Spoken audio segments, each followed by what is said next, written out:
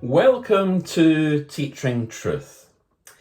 Many of us at Christmas like to snuggle up on the settee and watch our favourite Christmas movie. And one of the most famous Christmas movies, indeed one of the most famous Christmas stories of all time, is Charles Dickens' A Christmas Carol. And A Christmas Carol is like most Christmas stories in that it features a villain, someone whose primary goal is to make Christmas miserable or non-existent for everyone. Charles Dickens in A Christmas Carol gives us Ebenezer Scrooge. But Ebenezer Scrooge is not unique. In fact, in most Christmas movies, you'll find that there is someone who pours cold water on Christmas. For example, in It's a Wonderful Life, we have Mr. Potter. In The Grinch Who Stole Christmas, well, we have the Grinch. And in Home Alone, we have Harry and Marv, the bumbling burglars. Every movie has a villain, has a guy out to wreck and to pour cold water on Christmas. Well, the original Christmas movie, the original Christmas story, has its own villain, has its own monster. And I'm talking, of course, of King Herod. King Herod. King Herod is the character that we're going to look at today as we consider the different characters that appear within the Christmas narrative. Few nativity sets, in fact, I've never seen any nativity set, include King Herod. And yet, King Herod figures prominently in the Christmas story.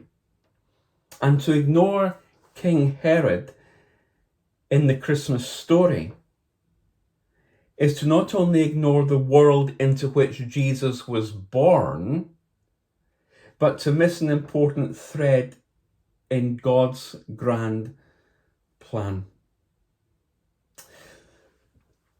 We read of King Herod in Matthew chapter 2, verses 1 to 23.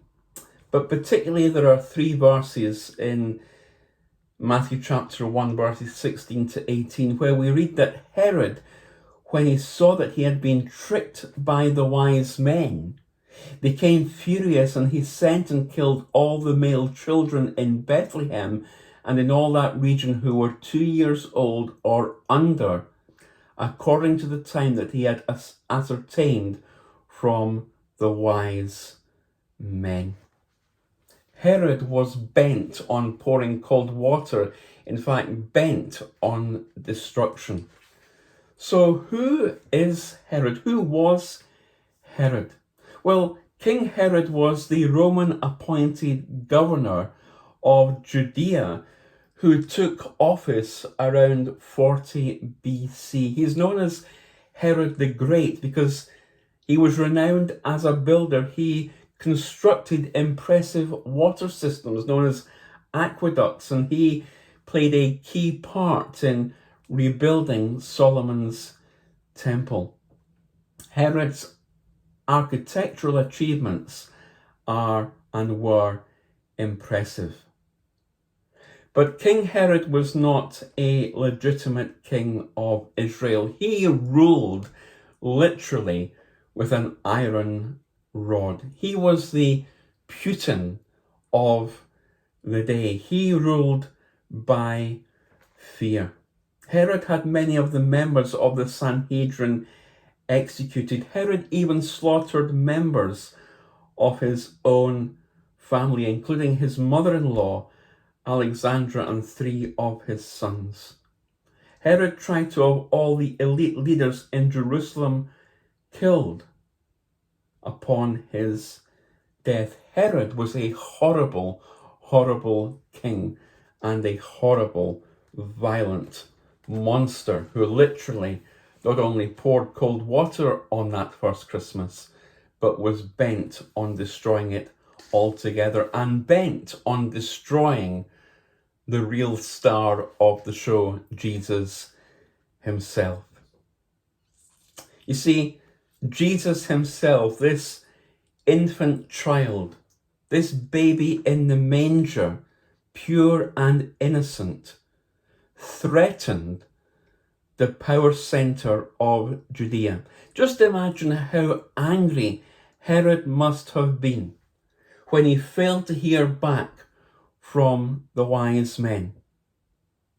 Furious, he went into a rage and he decided to slaughter every baby boy in Bethlehem under 2 years of age. A very, very wicked act. You see, Herod saw children, get this, as a threat to his power. And he wanted to make sure that no living infant son in Bethlehem, including Jesus, when he heard about the birth of Jesus, could one day grow up and take his throne. Herod was a ruthless, ruthless king. The reality is that Herod had no time, no place for Jesus, the infant child who was threatening the power center of Judea. Herod serves as a powerful reminder that we cannot be neutral about Jesus. Either we accept Jesus, we welcome him, or we are against him. Herod was a tyrant. Herod was a terrible ruler. Herod was bent on destroying Christmas and on destroying Jesus. Herod was threatened by a child. There is perhaps within each and every one of us that DNA of Herod, that when we think about the Christmas story, if we haven't yet put our faith and our trust in the light of the world, in the baby that was born in a manger, we, like Herod, might feel threatened by this child. That Jesus would come and make life miserable for us. Well, it wasn't Jesus that came and made life miserable. It was Herod that first Christmas who made life miserable for many, many families. May we not be like Herod. May we be open to this Christ child. May we not have that DNA of Herod within us, that we would feel threatened by the greatest gift that Jesus gave to this world. Let us not be Herod-like, but let us be open to receiving the light of the world who stepped down into darkness.